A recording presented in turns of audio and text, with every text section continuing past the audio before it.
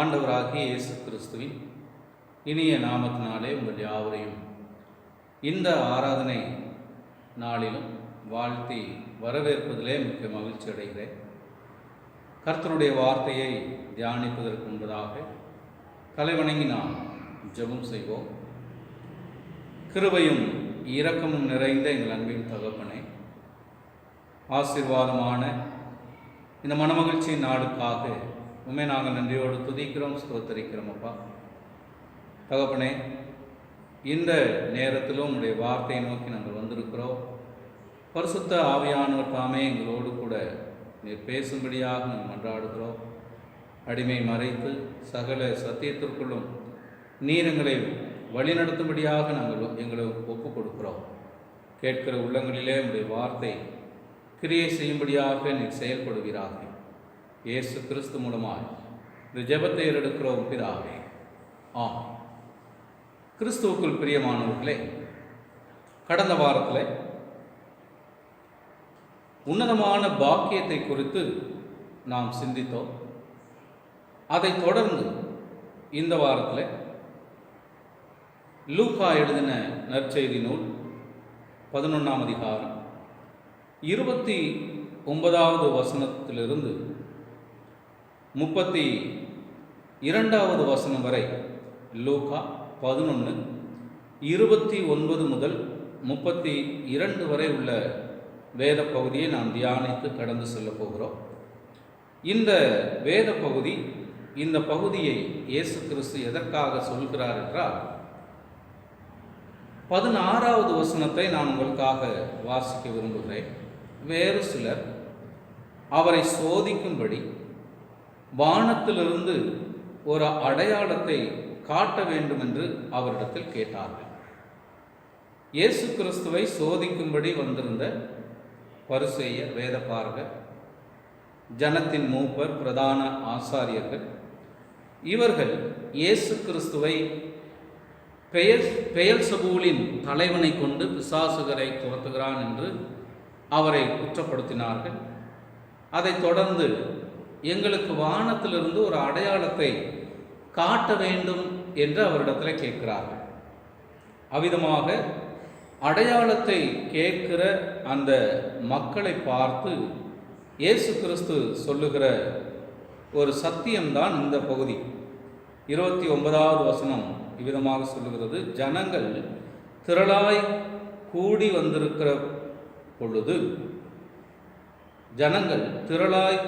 வந்திருக்கிற பொழுது அவர், இந்த சந்ததியார் பொல்லாதவர்களாயிருக்கிறார்கள். இதே பகுதியை மத்தேயு 12ஆம் அதிகாரம் 22லிருந்து 32 வரை உள்ள பகுதியை நாம் பார்ப்போமானால், அதே வசனத்தில் இன்னொரு வார்த்தை அங்கே அதிகமாக சேர்க்கப்பட்டிருக்கிறது. பொல்லாத விபச்சார சந்ததி என்று அங்கே குறிப்பிடுகிறார். இந்த பொல்லாத விபச்சார சந்ததி அடையாளத்தை தேடுகிறார்கள். எனக்கு அன்பான தேவனுடைய பிள்ளைகளே, பொதுவாகவே அடையாளத்தை தேடுவது என்பது எல்லா மனிதர்களிடத்திலும் காணப்படுகிற ஒரு சுபாவம். ஏதாவது ஒன்று சொன்னால் அதற்கு ஒரு அடையாளம் வேண்டும். சாட்சியாக இது உண்மைதான் என்பதற்குரிய சாட்சிக்கு ஒரு அடையாளம், அத்தாட்சி தேவைப்படுகிறது. ஆவிக்குரிய வாழ்விலே, நம்முடைய பரிசுத்த வாழ்வுக்காக கிறிஸ்துவை பின்பற்றுகிற வாழ்விலே அற்புத அடையாளங்கள் என்பது முக்கியமல்ல. விசுவாசம் மட்டுமே முக்கியம். இயேசு கிறிஸ்து அற்புதம் செய்தார், அவர் அடையாளங்களை செய்கிறார், ஆகவே நான் அவரை பின்பற்றுகிறேன் என்பதற்கு அது கிறிஸ்தவ வாழ்க்கையினுடைய அச்சாரமாக இருக்க முடியாது. கிறிஸ்தவ வாழ்க்கையே விசுவாசத்திலே வாழ வேண்டிய ஒரு வாழ்க்கை. கண்டு விசுவாசிப்பதல்ல, காணாமல் விசுவாசிப்பது தான் கிறிஸ்தவ வாழ்க்கை. இப்போ இந்த பரிசேயர், சதுசேயர், இந்த வேதபாரகர் கூட்டத்தார், இவங்கெல்லாம் இயேசு கிறிஸ்துவனிடத்தில் அடையாளத்தை காட்ட வேண்டும், வானத்திலிருந்து எங்களுக்கு அடையாளத்தை காட்ட வேண்டும் என்று சொன்ன உடனே ஜனக்கூட்டம் திரளாக கூடி வந்துவிட்டது. இவர் நிச்சயமாக ஏதாவது அடையாளம் செய்வார், அற்புதங்கள் செய்வார் என்று கூட்டம் கூடிவிட்டது. அப்போ அந்த கூட்டம் கூடி வருகிற அந்த மக்களை பார்த்து சொல்லுகிறார், இவர்கள் பொல்லாத விபச்சார சந்ததி. அடையாளத்தை தேடுகிற, அடையாளத்தை எதிர்பார்க்கிற, அடையாளத்துக்காக காத்திருக்கிற அனைவரும் விபச்சார சந்ததி என்று அங்கே குறிப்பிடுகிறார். எனக்கு அன்பான தேவனுடைய பிள்ளைகளே, குறிப்பிடுவது மாத்திரமல்ல, அவர்களுக்கு ஏற்கனவே நடந்து முடிந்த சம்பவங்களில் 2 அடையாளங்களை எடுத்து அவர்களுக்கு காண்பிக்கிறார், எடுத்து சொல்லுகிறார். முதல் அடையாளமாக அவர் சொன்னது யோனா தீர்க்கதரிசியினுடைய அடையாளம். யோனா தீர்க்கதரிசியை அவர்களுக்கு அடையாளமாக காண்பித்து, எப்படி யோனா தீர்க்கதரிசி மீனினுடைய வயிற்றிலே 3 இரவு 3 பகல் இருந்து அதன் பின் வெளியே வந்தாரோ, அதே போல மனுஷகுமாரனும் 3 இரவு 3 பகல் பூமியின் இருதயத்தில் இருந்து அதன் பின் உயிரோடு வெளியே வருவார் என்கிற அடையாளத்தை யோனா தீர்க்கதரிசியை சுட்டி காண்பித்து வெளிப்படுத்துகிறார். பழைய ஏற்பாட்டிலே அநேக தீர்க்கதரிசிகள் இருந்தார்கள். ஆனால் அவர்களிலே யோனா தீர்க்கதரிசியை மட்டும் அவர் குறிப்பிட காரணம் என்ன என்று நீங்கள் பார்ப்பீர்களானால், யோனா தீர்க்கதரிசி இஸ்ரவேலிலிருந்து நினிவே என்கிற புறஜாதி பட்டணத்திற்கு அனுப்பப்பட்டு அங்கே பிரசங்கிக்கும்படி கட்டளையிடப்பட்ட ஒரு தீர்க்கதரிசி. அவர்களுக்கு பிரசங்கம் பண்ணு என்று அனுப்பினான். ஸோ அந்த யோனா தீர்க்கதரிசி பற்றி நமக்கு நன்றாக தெரியும். போகிற வழியிலே அவருக்கு ஏற்பட்ட நிகழ்வு தான் 3 நாட்கள் 3 இரவு 3 பகல் மீனினுடைய வயிற்றுக்குள்ளே அவர் தேவனால் அனுப்பப்படுகிறார், தண்டனையாக அனுப்பப்படுகிறார். அந்த 3 நாட்கள் மீனின் வயிற்றில் இருந்து அவர் விண்ணப்பம் பண்ணின பின்பு கரையிலே அந்த மீன் கக்குகிறது. இவர் போய் அங்கே பிரசங்கம் பண்ணுகிறார். இது யோனாவினுடைய வரலாறு. அடுத்து இன்னொரு சம்பவத்தை அங்கு குறிப்பிடுகிறார். சாலமோன் ராஜா, இஸ்ரவேலிலே அநேக ராஜாக்கள் இருந்தார்கள். ஆனால் இயேசு கிறிஸ்து அந்த மக்களுக்கு சாலமோனை மட்டும் எடுத்து குறிப்பிட்டு காண்பிக்கிறார். காரணம், சாலமோன் இன்று வரை அறிவிக்கப்பட்ட தலை சிறந்த ஞானி என்று அறிவிக்கப்பட்ட ஒரு அரசன். அந்த சாலமோனுடைய ஞானத்திற்கு சமமான ஞானி, அறிவு, ஞானம் இந்த பூமியில் இன்று வரை இனி மேலும் எழும்ப போவதில்லை என்று ஒரு மகாபெரிய ஆசீர்வாதத்தை பெற்ற ஒரு ராஜா. இப்போ இந்த 2 நபர்களையும் சுட்டி காண்பித்து இயேசு கிறிஸ்து சொல்லுகிறார், சாலமோனிலும் பெரியவர் இங்கே இருக்கிறார், யோனாவிலும் பெரியவர் இங்கே இருக்கிறார் என்று அவர்களுக்கு சொல்லுகிறார். அதாவது தம்மை அவர்களுக்கு வெளிப்படுத்துகிறார். நீங்கள் நம்பிக்கொண்டிருக்கிற, நீங்கள் கேள்விப்பட்ட யோனா தீர்க்கதரிசியை விட பெரியவர் இங்கே இருக்கிறார். ஏனென்றால் அந்த யோனாவினுடைய பிரசங்கத்தை கேட்டு நினிவே பட்டணத்திலே 1,20,000 மக்கள் ரட்சிக்கப்பட்டார்கள், மனம் திரும்பினார்கள். ஆனால் இங்கே எத்தனை மக்கள் இருக்கிற இந்த இடத்துல யோனாவை விட பெரியவராகிய இயேசு கிறிஸ்துவனுடைய பிரசங்கத்தை கேட்க மனதில்லாமல் அவரிடத்தில் அற்புத அடையாளங்களை தேடி வருகிறீர்கள் என்று அவர் குறிப்பிடுகிறார். அடுத்து சாலமோனிலும் பெரியவர் இங்கே இருக்கிறார் என்று சொல்லும் பொழுது, சாலமோன் ஞானி. அந்த சாலமோனிலும் பெரியவர் என்று குறிப்பிடும் பொழுது அவர் சொல்லுகிறார், சாலமோனுக்கு ஞானத்தை கொடுத்தவர் அவர், சாலமோனுக்குள்ளே ஞானமாக இருந்தவரும் அவர்தான். அதில் எந்த மாற்று கருத்தும் இல்லை. வேதம் தெளிவாக சொல்லுகிறது, ஞானம் இயேசு கிறிஸ்து தான். பிதாவாகி தேவன் இந்த பூமியிலே இயேசு கிறிஸ்துவை ஞானமாக கொடுத்திருக்கிறார். நீதிமொழிகளின் புஸ்தகம் 8வது அதிகாரம் அதை தெளிவாக சொல்லுகிறது. மத்தேயு 11வது அதிகாரத்திலும் அதை நாம் பார்க்க முடிகிறது. ஸோ இவ்விதமாக இயேசு கிறிஸ்து அந்த மக்களுக்கு தம்மை சுட்டி காண்பித்து, அப்படிப்பட்ட பெரியவர் உங்கள் மத்தியில் இருந்தும் அவருடைய ஞானத்தையும் அவருடைய பிரசங்கத்தையும் நீங்கள் கேட்காமல் அவரிடத்தில் அடையாளத்தை கேட்கிறீர்கள், வானத்திலிருந்து அடையாளத்தை. ஆகவே நீங்கள் பொல்லாத விபச்சார சந்ததி என்று அவர்களை குற்றம் சாட்டுகிறார். எனக்கு அன்பான தேவனுடைய பிள்ளைகளே, இது யூதர்களுடைய ஒரு சுபாவம். அவங்களுக்கு அடையாளம் இருந்தால் தான் நம்புவார்கள், ஏற்றுக்கொள்வார்கள். ஸோ அந்த அடிப்படையிலே இவர்கள் அடையாளம் கேட்கிறார்கள். அது மாத்திரமல்ல, அவரை குற்றப்படுத்தவும் அந்த நோக்கத்தோடு, தகாத விதமான நோக்கத்தோடு அவரிடத்தில் வந்து அடையாளம் கேட்கிறார். 1 கொரிந்தியர் 1:22 இந்த யூதர்களை குறித்து சொல்லுகிறது. யூதர்கள் அடையாளத்தை கேட்கிறார்கள். 1 கொரிந்தியர் 1:22 யூதர்கள் அடையாளத்தை கேட்கிறார்கள்.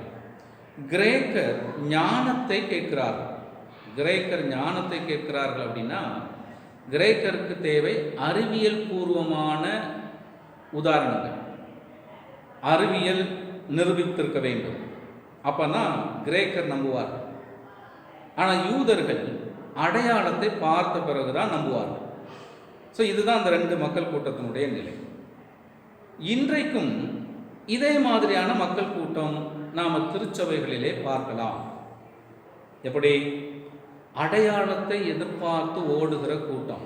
என்ன அடையாளம்? திருச்சபையிலே யாராவது பிரசங்கிக்கிற மனிதர்கள், போதகர்கள் இருக்கிறாங்க அப்படின்னா அவர்களிடத்தில் தீர்க்க தரிசனத்தை எதிர்பார்ப்பார்கள். தீர்க்க தரிசனம் சொல்ல வேண்டும், இந்த இடத்துல இந்த மாதிரி நடக்க போகுது, உங்கள் வீட்டில் இப்படி நடக்க போகுது, உங்களுக்கு இப்படிப்பட்ட காரியங்கள் நடக்க போகுது அப்படின்னு தீர்க்க தரிசனம் சொல்லுவதை அடையாளமாக எதிர்பார்க்கிற கூட்டம் உண்டு. அடுத்ததாக அந்நிய பாஷைகளை, பலவிதமான பாஷைகளை, புரியாத பாஷைகளை பேசுகிறதை எதிர்பார்க்கிற மக்கள் கூட்டம் உண்டு. இதுவும் அடையாளம் தான். அது மாத்திரமல்ல, பரிசுத்த ஆவியானவர் வந்ததற்குரிய அடையாளமாக தங்களுடைய சரீரத்தை இப்படி ஆட்டுவது, அலைக்கழிப்பது, உருள்வது, புரளுவது, குதிப்பது, இந்த மாதிரியான அடையாளங்கள் எங்கு நடக்கிறது, அதுதான் ஆவிக்குரிய திருச்சபை என்று அந்த மாதிரியான அடையாளங்களை தேடுகிறவர்களும் உண்டு. இப்படி அடையாளங்களை தேடுகிற சந்ததி அன்று மாத்திரமல்ல, இன்றைக்கும் இருக்கிறார்கள். அது மாத்திரமல்ல, ஊழியர்கள் அற்புத அடையாளங்கள், சுகம் அளிக்கக்கூடிய காரியங்கள் செய்ய வேண்டும் என்று எதிர்பார்க்கிறவர்களும் உண்டு. ஸோ இப்படிப்பட்ட அடையாளங்களை தேடுகிறவர்களை தான் இயேசு கிறிஸ்து அங்கே குற்றமாப்படுத்தி சொல்லுகிறார். இவர்கள் பொல்லாத விபச்சார சந்ததி. அப்போ அடையாளம் இல்லாமல் இயேசு கிறிஸ்துவை பின்பற்றுகிறவர்களுக்கு அவர்கள் எப்படி, எந்த அடிப்படையிலே ரட்சிக்கப்படுவது, எந்த அடிப்படையிலே அவர்கள் மனம் திரும்புவது, இதெல்லாம் கேள்வி கேட்கலாம். ரட்சிப்புக்கும் அற்புத அடையாளங்களுக்கும் தொடர்பு கிடையாது. மனமாற்றத்திற்கும் அற்புத அடையாளத்திற்கும் எந்த சம்பந்தமும் கிடையாது. அதனால தான் யோனா தீர்க்கதரிசி சுட்டி காண்பிக்கிறார்.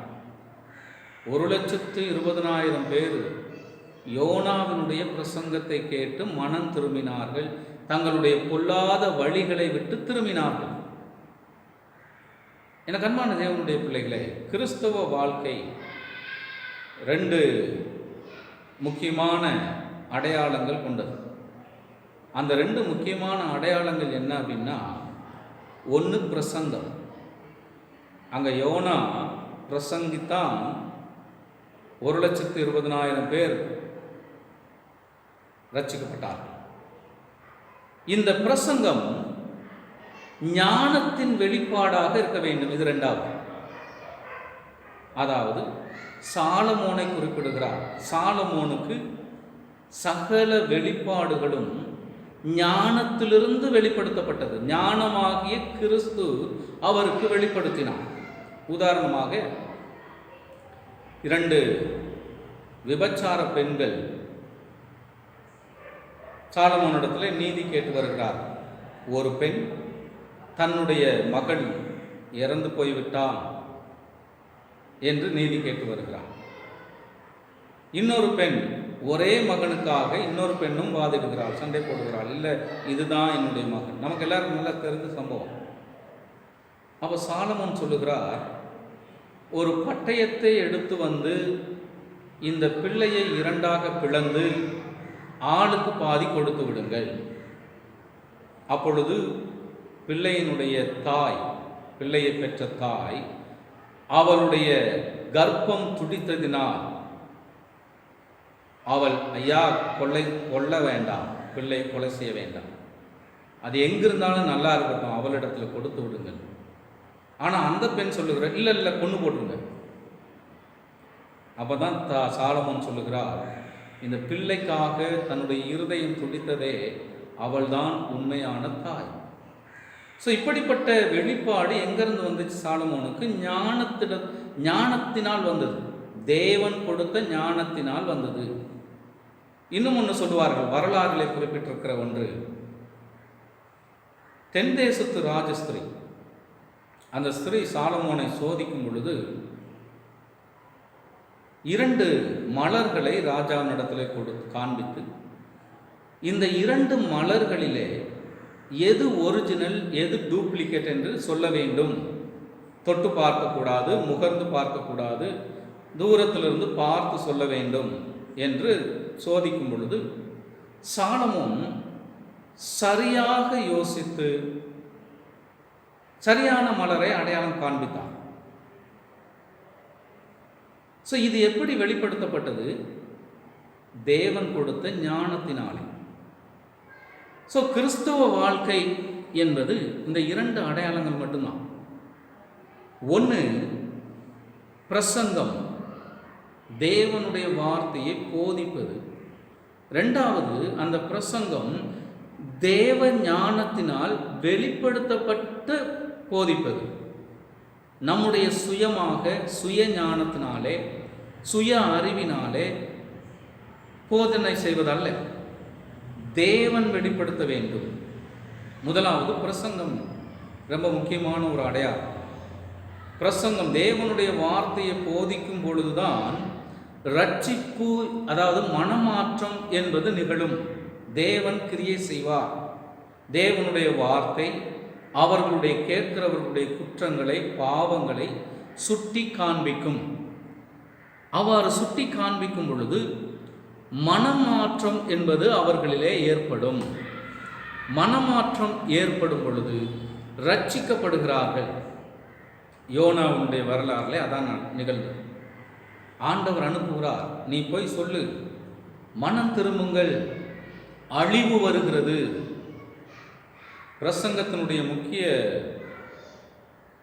காரணமே, நோக்கமே அதான். அழிவு வருகிறது, நீங்கள் மனம் திரும்புங்கள், உங்களுடைய வழிகளை மாற்றுங்கள், உங்களுடைய பொல்லாத வழிகளை மாற்றுங்கள்.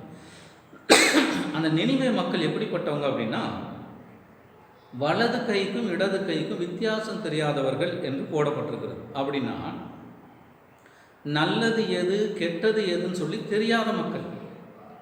கெட்டதை கூட, தீமையை கூட, பொல்லாததை கூட, பாவத்தை கூட, இதை செஞ்சால் நல்லது ஒன்று நடக்குது, அதனால அதை செய்வோம் அப்படின்னு செய்த மக்கள். நன்மையை கூட, இது வேணாம், இது நமக்கு தீமை, இது நமக்கு பிரச்சனை உண்டு பண்ணுது அப்படின்னா அதை புறக்கணித்த மக்கள். எது நல்லது எது கெட்டதுன்னு சொல்லி சூஸ் பண்ண தெரியல அவங்க. ஸோ அப்படிப்பட்ட ஒரு மக்கள் யோனாவின் பிரசங்கத்தை கேட்டு ரட்சிக்கப்படுகிறார்கள். அப்போ இன்னொரு காரியத்தை அங்கே சொல்லுகிறார், நியாய தீர்ப்பு நாளிலே, கிறிஸ்துவனுடைய 2வது வருகையிலே இந்த நினிவே பட்டணத்தார் எழுந்திருந்து உங்கள் மேலே குற்றம் சுமத்துவார்கள். என்ன சொல்லுவார்கள்? எப்பா, புறஜாதிகளாகி நாங்களே ஒரு தீர்க்கதரிசியினுடைய வார்த்தையை கேட்டு மனம் திரும்பினோம், ஆனால் தேவகுமாரனே உங்களிடத்திலே வந்து பேசினாரே, போதித்தாரே, வேதத்தை விளக்கினாரே, அதை நீங்கள் கேட்காமல் அவரிடத்தில் அடையாளத்தை எதிர்பார்த்தீர்களே, முட்டாள்களே என்று அவர்கள் உங்களை குற்றம் சாட்டுவார்கள் என்று எச்சரிக்கிறார். கர்த்தருடைய வார்த்தையை போதிப்பது மட்டும்தான் இன்றைக்கு மிக மிக முக்கியம்.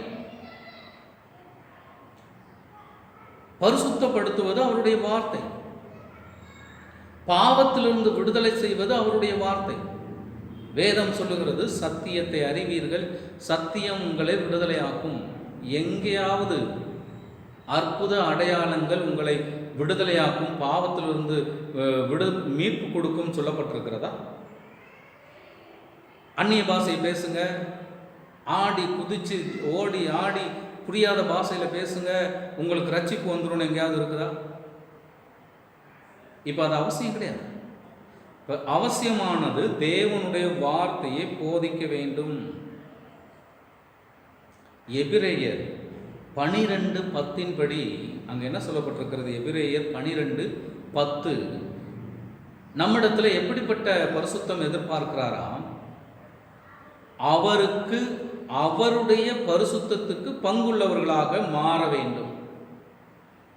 அவருடைய பரிசுத்தத்திற்கு சமமான பரிசுத்தத்தை நம்மிடத்தில் எதிர்பார்க்கிறார். அதை தான் மத்தேயு 5:48 சொல்லுகிறார். பரலோகத்தில் இருக்கிற உங்கள் பிதா பூரண சர்க்குணராய் இருக்கிறது போல நீங்களும் பூரண சர்க்குணராய் இருக்க வேண்டும். 100% 100% பரிசுத்த வாழ்க்கை. அது அற்புத அடையாளங்கள் அல்லது தீர்க்க தரிசனம் சொல்லுவதனாலே அல்லது அந்நிய பாஷைகளை பேசுவதனாலே இந்த மாதிரிக்கான அடையாளங்களினால் வருவது அல்ல. தேவனுடைய வார்த்தையை கேட்பதனாலே, அதுக்காக தான் பிரசங்கம் என்பது ரொம்ப முக்கியம். ஸோ இன்னைக்கு பிரசங்கத்தை கேட்க போகிறோமா அல்லது அற்புத அடையாளங்கள் செய்வாங்க, சுகமளிக்கும் காரியங்களை செய்வாங்க, இவங்க அந்நிய பாஷை பேசுவாங்க, இவங்க தீர்க்க தரிசனம் சொல்லுவாங்க, அதனால நாங்கள் போகிறோன்னு போறீங்களா? எதற்காக செல்கிறோம்? கர்த்தருடைய வார்த்தையை மட்டுமே நம்மை பரிசுத்தப்படுத்துகிறது. லேவியராகமம் 11:45 சொல்லுகிறார், நான் கர்த்தராகி நான் பரிசுத்தராக இருக்கிறது போல நீங்களும் எனக்கேற்ற பரிசுத்தம் உள்ளவர்களாக இருங்கள். 1 பேதுரு 1:15 உங்களை அழைத்தவர் பரிசுத்தராய் இருக்கிறது போல நீங்களும் உங்கள் நடக்கைகள் எல்லாவற்றிலையும் பரிசுத்தராய் இருப்பீர்களாக. ஸோ ஆண்டவர் மக்களிடத்தில் எதிர்பார்க்கிறது தான் பரிசுத்தம். அந்த பரிசுத்தம் எப்போ வரும்? பிரசங்கம் பண்ணும் பொழுது, அதை கேட்டு மனமாற்றம் ஏற்படும் பொழுது, தங்களுடைய பாவங்களை குறித்து சுட்டி காண்பிக்கும் பொழுது. பெரிய ஒரு அழிவு இருக்கிறது இந்த பூமிக்கு.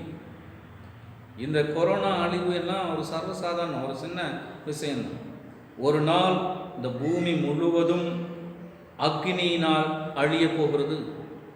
அந்த அழிவிலிருந்து தப்பிக்கொள்வதற்கு ஒரே ஒரு வழி, இயேசு கிறிஸ்து மட்டுமே, அவருடைய வார்த்தை மட்டுமே. அற்புத அடையாளம்லாம் வேலைக்காகாது, அந்நிய பாஷெல்லாம் வேலைக்காகாது, குதிச்சு ஆடுறது வேலைக்காகாது, தீர்க்க தரிசனம் சொல்றது எதுவும் வேலைக்காகாது. கர்த்தருடைய வார்த்தைக்கு செவி கொடுக்க வேண்டும். பேசுகிறவர் அவர். அவருடைய வார்த்தைக்கு செவி கொடுத்தால் மட்டுமே அந்த வார்த்தை நம்மை பரிசுத்தப்படுத்தும். எரேமியா 23:28 விதமாக சொல்லுகிறது. எரேமியா 23:28 சொப்பனம் கண்ட தீர்க்கதரிசி சொப்பனத்தை விவரிப்பானாக, என் வார்த்தை உள்ளவனோ என் வார்த்தையை உண்மையாய் சொல்வானாக. கோதுமைக்கு முன் பதர் எம்மாத்திரம். பார்த்தீங்களா? கோதுமைக்கு முன் பதர் எம்மாத்திரம். இன்னும் நிறைய பேர் இருக்கிறாங்க, சொப்பனங்கிற ஒரு அடையாளத்தை தேடிட்டு இருக்கிறாங்க. எனக்கு சொப்பனம் கண்டங்க, இந்த சொப்பனத்துக்கு அர்த்தம் சொல்றீங்களா? அவங்க ஏதாவது சொல்லுவாங்க, ஓ ஒரு பெரிய ஊழியக்காரர், இவர் தான் பெரியவர். அந்த சொப்பனம் சொல்ற அடையாளம்னா செல்லுபடியாகாது. ஸோ அப்படி அடையாளத்தை நம்ம பார்த்துட்டு இருக்கோமானால் நம்மையும் பார்த்து அவர் சொல்லுகிறது, கொல்லாத விபச்சார சந்ததி.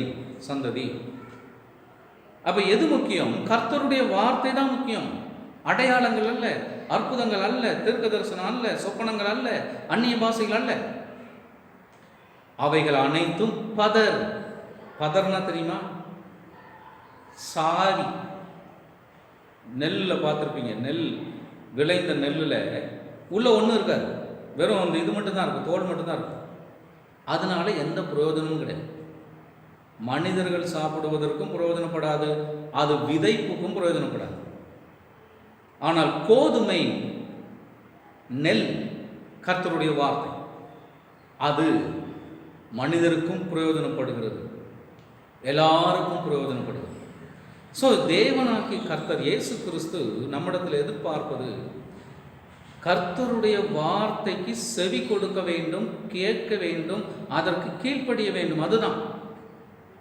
எப்படி யோனாவின் பிரசங்கத்திற்கு நினிவே மக்கள் செவி கொடுத்து கேட்டு கீழ்ப்படிந்து மனம் திரும்பினார்களோ, அதே மாதிரியான ஒன்றை தான் இன்றைக்கு நம்மிடத்திலும் இயேசு கிறிஸ்து எதிர்பார்க்கிறார். பிரசங்கம்தான் ரொம்ப முக்கியம். இன்னைக்கு அநேக திருச்சபைகளில் பிரசங்கத்திற்கு அரை மணி நேரத்துக்கு மேலே போக மாட்டாங்க. அரை மணி நேரமே ரொம்ப கம்மி தான். 20 நிமிடம் தான் பிரசங்கத்துக்கு கொடுக்குறாங்க. ஆனால் மற்ற அனைத்து காரியங்களுக்கும் அதிக நேரங்களை கொடுக்குறாங்க. தேவனுடைய வார்த்தை போதிக்கப்படும் போது அதை கேட்பதற்காக நாம் தீவிரப்பட வேண்டும். நமக்கு அதான் முக்கியம். பிரசங்கத்தை கேட்க வேண்டும், கர்த்தருடைய வார்த்தையை கேட்க வேண்டும். கர்த்தருடைய வார்த்தை தான் ஒரு மனிதனை மாற்றக்கூடியது, ஒரு மனிதனிலே கிரியை செய்யக்கூடியது, ஒரு மனிதனிலே ஜீவனை கொடுத்து அவனை தேவன் விரும்புகிற வாழ்க்கை வாழ செய்கிறது பிரசங்கம். இரண்டாவது, சாலமோனை குறிப்பிட்டு சொல்லுவது காரணம் ஞானம். ஞானம் ஏன் இங்க குறிப்பிடுகிறார் அப்படின்னா, நாம் பிரசங்கிக்கிறோமே, பிரசங்கத்தை கேட்கிறோமே, அந்த பிரசங்கம் ஞானத்திலிருந்து வர வேண்டும். ஞானம்னா மனித ஞானம் அல்ல. மனித ஞானத்தை எல்லாம் ஞானம் சொல்லக்கூடாது, அது அறிவு. அறிவு வேறு, ஞானம் வேறு. ஞானம் என்பது பரத்திலிருந்து கொடுக்கப்படுவது ஒன்று. பரிசுத்த தேவன் தன்னுடைய வார்த்தையை பிரசங்கிக்கிற மனிதனுக்கு விளக்குவார், வெளிப்படுத்துவார், விளக்கி கூறுவார். அதை அப்படியே பிரசங்கிக்க வேண்டும். அதுதான் ஞானம்.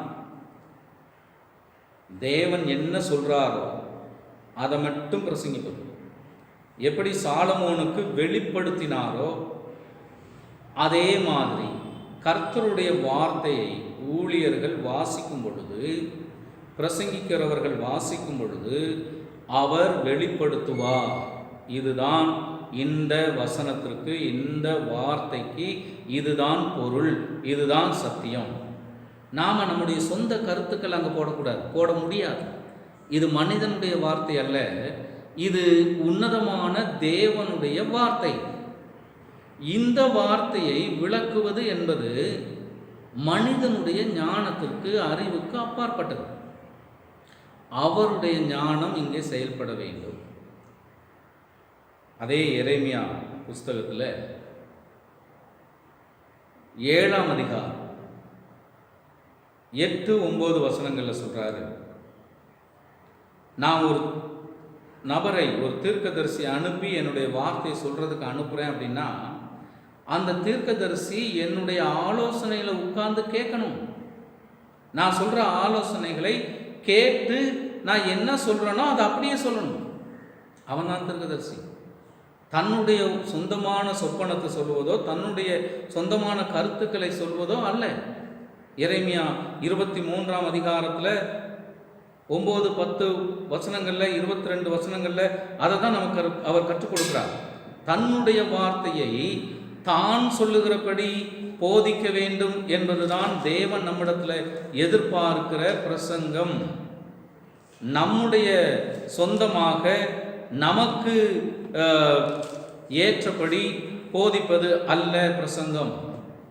எரேமியா 23 18 21 வசனங்கள் அதை தான் சொல்கிறார். உட்கார்ந்து என்னுடைய ஆலோசனையை கேளுங்க, நான் சொல்லி கொடுக்குறேன், கற்றுக் கொடுக்குறேன், எதை பேசணும், எங்கே பேசணும், எப்படி பேசணும், ஏன் பேசணும் அப்படின்னு அவர் கற்றுக் கொடுக்க வேண்டும். வந்து ஏதோ சும்மா உளறிட்டு போவதல்ல. ஒரு பிரசங்கிக்கிற ஒரு நபர் கர்த்தருடைய வசனத்தை, அதன் வார்த்தைகளை விளக்கி சொல்ல முடியாவிட்டால் அவர் பிரசங்கியார் கிடையாது. அந்த வார்த்தைகளின் விளக்கங்களை முதல்ல பெறணும். அதை அவரிடத்திலிருந்து பெற்றுக்கொள்ள வேண்டும். தீமை எது, நன்மை எது என்று பிரித்து அறிகிற அறிவு ஞானம். சாலமோன் ராஜா அதை தான் கேட்குறார் தேவனிடத்தில். 1 ராஜாக்கள் 3ஆம் அதிகாரம் 12ஆம் வசனம். 1 ராஜாக்கள் 3:12. நல்லது கெட்டது எனக்கு பிரித்து பார்க்க தெரியலையா, நீங்கள் எனக்கு ஞானம் தான். எது தீமை, எது பாவம், எது கெட்டது, எது நல்லது என்று நான் அறிந்து அதன்படி செயல்பட வேண்டும். ஸோ இன்னைக்கு நல்லதை கெட்டதுன்னு சொல்லி விட்டுடுறோம், கெட்டதை நல்லதுன்னு சொல்லி ஏற்றுக்கிறோம். இப்படி தான் இன்னைக்கு ஓடிட்டு இருக்கு. நமக்கு நன்மை என்று வருவதல்ல, தேவன் எதிர்பார்க்கிற நன்மைகள், நம்முடைய பார்வைக்கு நன்மையான காரியங்கள் அல்ல, தேவனுடைய பார்வைக்கு செம்மையான காரியங்கள். ஸோ அதை நான் பார்த்து அறிய வேண்டுமானால் தேவ ஞானம் நமக்கு வேண்டும். ஸோ அந்த ஞானத்தின் அடிப்படையில் வெளிப்படுத்தப்பட்ட பிரசங்கம், தேவனால் கொடுக்கப்பட்ட பிரசங்கம், அந்த பிரசங்கம் தான் மனிதனுக்குள்ளே மாற்றத்தை ஏற்படுத்தும். தன்னுடைய சுய அறிவினாலே மக்களுக்கு ஏற்றபடி, மக்களுக்கு ஜால்ரா போடுறதுபடி, மக்களை ஆதாயப்படுத்துவதற்காக போதிக்கிற போதனைகள் அல்ல. நினிவே பட்டணத்துக்கு என்ன எதுக்கு அனுப்புகிறாரு? அவங்களுக்கு அழிவு வரப்போகுது, அவர்களை எச்சரிக்கை செய், அவர்கள் மனம் திரும்ப வேண்டும், தங்களுடைய வழிகளிலிருந்து மாற வேண்டும். இது யோனாவுக்கு வெளிப்படுத்தப்பட்ட பிரசங்கம். ஸோ இன்றைக்கு கர்த்தருடைய வார்த்தை நம்முடைய கரங்களிலே இருக்கிறது. அந்த வார்த்தையினுடைய விளக்கத்தை அவர் நமக்கு கொடுக்க வேண்டும். அதன் பிறகுதான் நம்ம பேச வேண்டும். போனதை வாங்கி எடுத்து அப்படியே பேசக்கூடாது. அல்லது மற்ற பிரசங்கியார்களுடைய எழுதின பிரசங்க புஸ்தகங்கள்லாம் எடுத்து அதிலிருந்து குறிப்புகளை கொண்டு வந்து அப்படி பேசக்கூடாது. அதல்ல பிரசங்கம். தேவனுடைய சமூகத்தில் உட்கார்ந்து தேவ ஞானத்தை கேட்டு வாங்கி, இந்த பகுதிக்கு தேவன் கொடுக்கிற உண்மையான விளக்கம் என்ன என்று கேட்டு வாங்கி அதை போதிக்க வேண்டும். எனக்கு அன்பானவர்களே, புதிய ஏற்பாட்டு காலத்தில் பிரசங்கம் என்பது இயேசு கிறிஸ்து போதிப்பது, மனிதன் போதிப்பதல்ல. மனிதர்கள் அவர்களுடைய வாய் ஒரு கருவி, அவ்வளவுதான். வாய் கருவி. இயேசு கிறிஸ்து அவர்களுக்குள்ளிருந்து சத்திய வசனத்தை போதிக்க வேண்டும், வெளிப்படுத்த வேண்டும். ஸோ அந்த ஞானம், இயேசு என்கிற ஞானம் ஒரு பிரசங்கியாருக்குள்ள இருந்து பிரசங்கம் வெளிப்படுமானால் அந்த பிரசங்கத்திலிருந்து நிச்சயம் மக்களுடைய பாவங்கள் சுட்டி காண்பிக்கப்படும், தீமைகள் சுட்டி காண்பிக்கப்படும். இயேசு கிறிஸ்து தான் ஞானம். அன்னைக்கு சாலமோனுக்குள்ளே இருந்தது அதே இயேசு கிறிஸ்து தான் ஞானமாக இருந்து சாலமோனுக்கு வெளிப்பாடுகளை கொடுத்தார். அதே இயேசு கிறிஸ்து இன்றைக்கும் உயிரோடு இருக்கிறார். இயேசு கிறிஸ்து தான் ஞானம் என்பது வேதத்திலே சொல்லப்பட்டிருக்கிற உண்மை. நீதிமொழிகள் 8ஆம் அதிகாரம், மத்தேயு 11:19, 1 கொரிந்தியர் 1:31, நீதிமொழிகள் 8, மத்தேயு 11:19, 1 கொரிந்தியர் 1:31. இந்த அனைத்து வசனங்களும் இயேசு கிறிஸ்துதான் ஞானம் என்று அங்கே குறிப்பிடப்பட்டிருக்கிறது. அந்த இயேசு கிறிஸ்து போதிக்கிற உபதேசிக்கிற மனுஷனுக்குள்ளே இருந்து உபதேசிக்க வேண்டும். அவருடைய வார்த்தை அவருடைய சத்தத்தில் வெளிப்பட வேண்டும். அவருடைய நோக்கத்தின் அடிப்படையில் வெளிப்பட வேண்டும். அப்பொழுதுதான் அந்த பிரசங்கம் கிரியை நடப்பிக்கும்.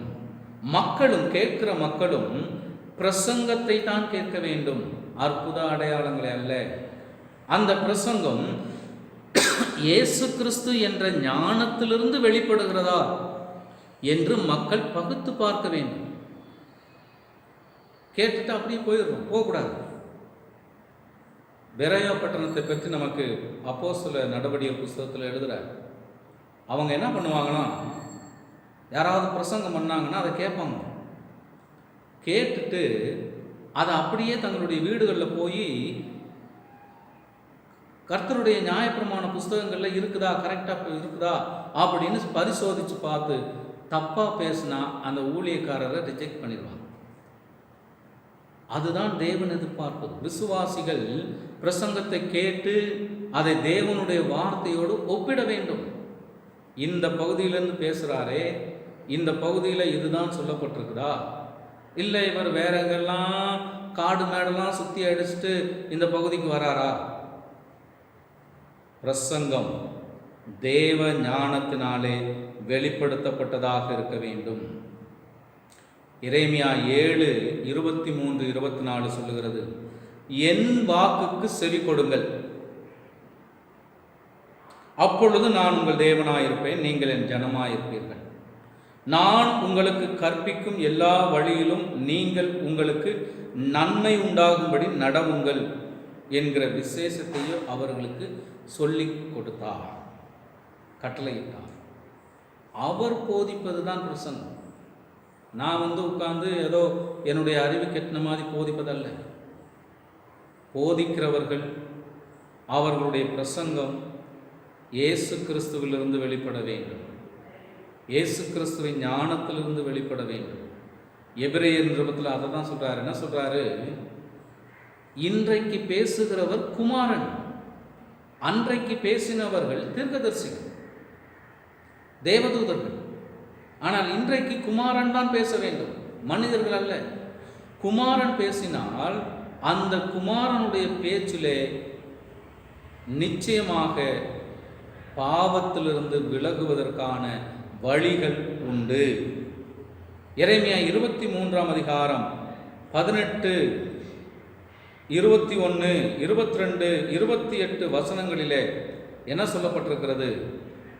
குமாரன் போதிக்க வேண்டுமானால் போதிக்கிற நபர் குமாரனுடைய பாதத்தில் உட்கார்ந்து அவருடைய ஆலோசனையை பெற்றுக்கொள்ள வேண்டும். போய் டிக்ஷனரியில் அந்த பிரசங்க புஸ்தகங்களை, கமாண்ட்ரிஸ் இதெல்லாம் தேடி புரட்டி குறிப்பு எடுத்துகிட்டு வந்து பேசுவதல்ல பிரசங்கம். அடுத்தவங்க பேசுனதை கேட்டு அதிலிருந்து வாங்கி, எரேமியாவில் கிளீனாக சொல்கிறார் அதே அதிகாரத்தில், மற்றவர்களுடைய வார்த்தைகளை பிரசங்கங்களை திருடி கொண்டு வந்து பேசுகிறவர்களுக்கு ஐயோ. அதே எரேமியா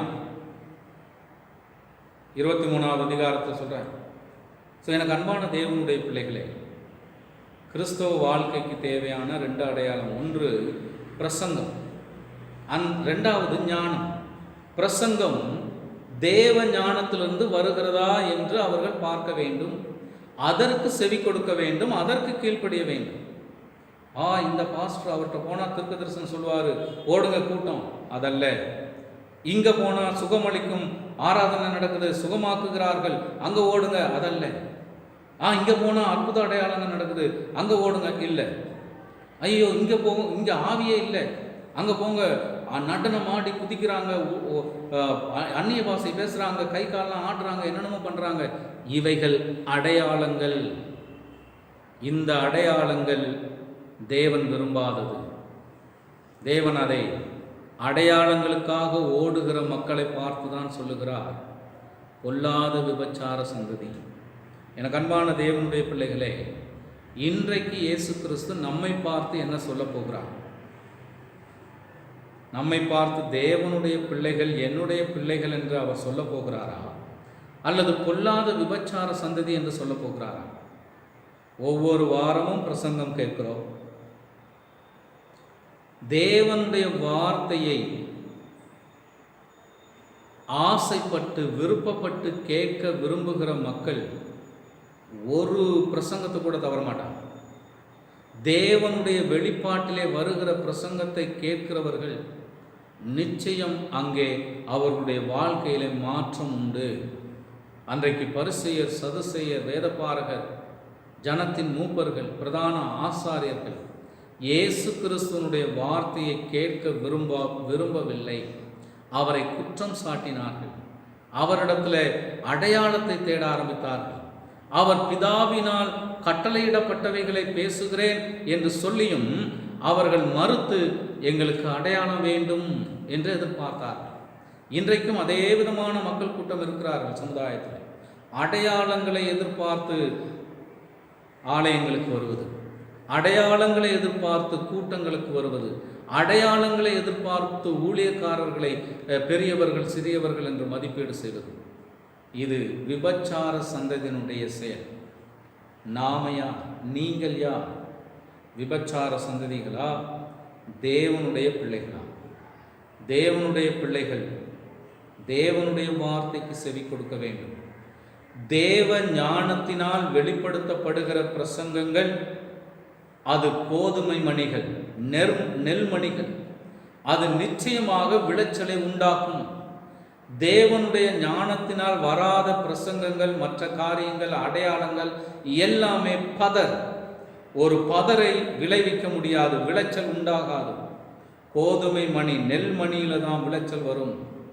கர்த்தருடைய வார்த்தை, கர்த்தருடைய வார்த்தையை உள்ளபடி அப்படியே போதிக்கிற போதனை தேவனுடைய ஞானத்திலிருந்து வெளிப்படுவது. இன்னைக்கு நாம் ஆலயங்களுக்கு சொல்லுகிறோம், பிரசங்கங்களை கேட்க செல்லுகிறோமே, தேவனுடைய வார்த்தைக்காக செல்கிறோமா?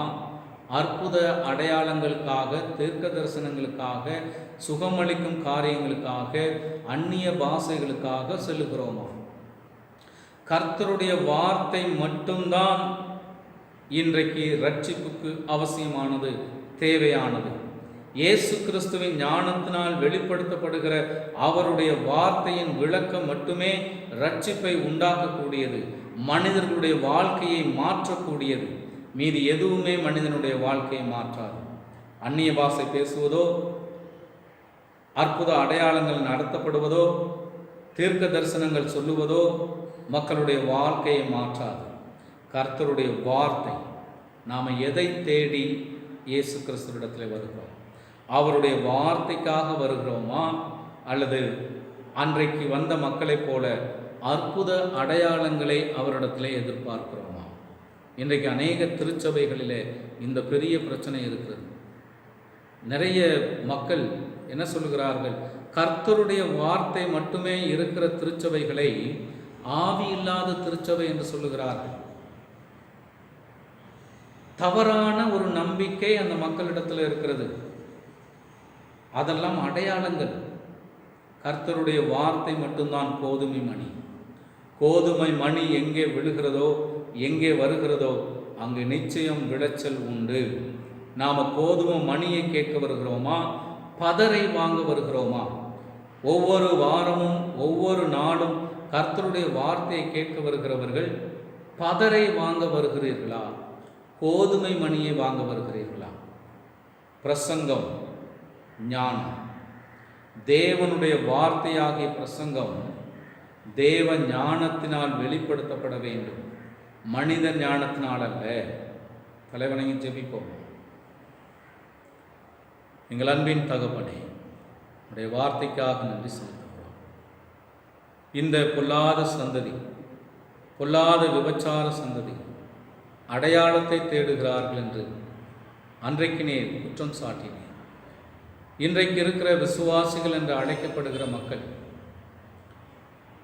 இந்த விதமான அடையாளங்களை தேடுகிறார்களா, அல்லது கர்த்தருடைய வார்த்தையை தேடுகிறார்களா என்று சிந்திக்கும்படி வைத்திருக்கிறேன். நன்றி செலுத்துகிறோம் அப்பா. இந்த வசனத்தை கேட்ட ஒவ்வொருவரும் தாங்கள் யார், பொல்லாத விபசார சந்ததியின் கூட்டத்தில் இருப்பவர்களா, அல்லது தேவனுடைய பிள்ளைகளா என்பதை சிந்திக்க நீ தூண்டி இருக்கிறேன். கர்த்தருடைய ஞானம், அந்த ஞானத்திலிருந்து வெளிப்படுகிற பிரசங்கம், இது இரண்டு மட்டுமே மனிதனுடைய வாழ்க்கையை மாற்றக்கூடியது, மனமாற்றுதலை உண்டு பண்ணக்கூடியது.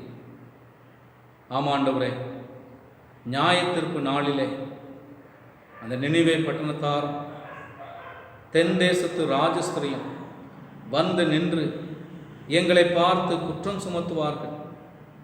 இந்த சாலமோனுடைய ஞானத்தை நான் பார்த்தேன், அந்த சாலமோனுடைய ஞானத்தை காட்டிலும் சிறந்த ஞானம் இயேசு கிறிஸ்துவின் ஞானம் அல்லவா?